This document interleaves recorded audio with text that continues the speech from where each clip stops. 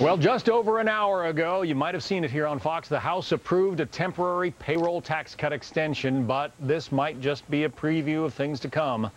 The deal reached today only good for 2 months, which means it could be deja vu all over again. Chris Niedermeier is the former U.S. Senate Chief of Staff, former Deputy Director at the U.S. Securities and Exchange Commission. So we just got through a pretty rancorous week or couple of weeks. And in a couple of months, we're going to do it all over again? You know, John, you're right. It could be more of the same. We're getting closer and closer to next year's election. Obama and the Democrats feel that the Republicans in the House gave them a Christmas gift with the quagmire of this week and all the delay that happened.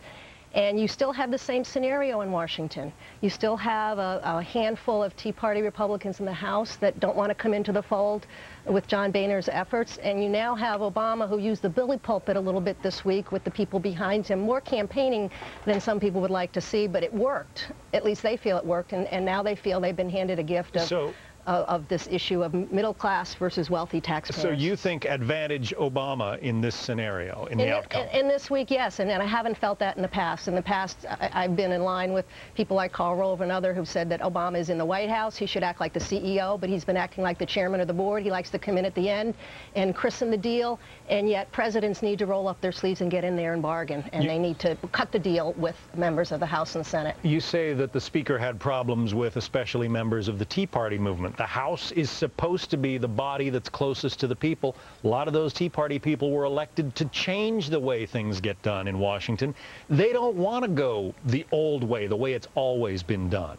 And that's true. And, you know, when I was a legislator on the state level, but I was part of a dissident group as well of conservative Democrats who wanted to hold things up. And at some point, if you're not going to get the deal after fighting and fighting, you have to go back to your districts and say, we held our principles and we're moving on, because you have 160 million people all over this country, workers who are counting on the payroll tax cut, and you've got 3 million unemployed who are counting on the extension of their unemployment benefits. And so let's come back and fight this battle in 2 months if we can't get the 1 year now. So the Keystone Pipeline is still in this thing. That's one of the deals that the Senate, that's one of the additions the Senate put in this legislation. So in 2 months, President Obama has to either veto the whole thing, or he has to sign off on that pipeline and agree to get it going, right? Yes, and my guess is he will, because it was part of the deal in the Senate.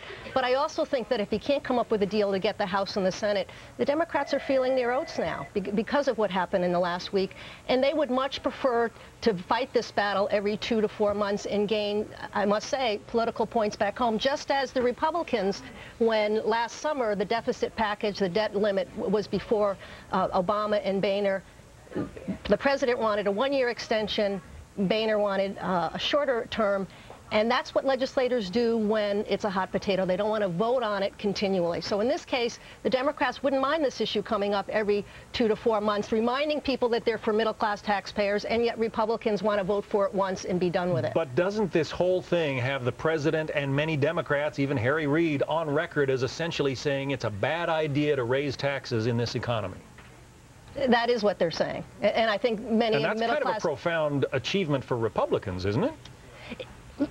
To what? Well, to get Democrats on record as saying, let's not raise taxes, let's keep them low.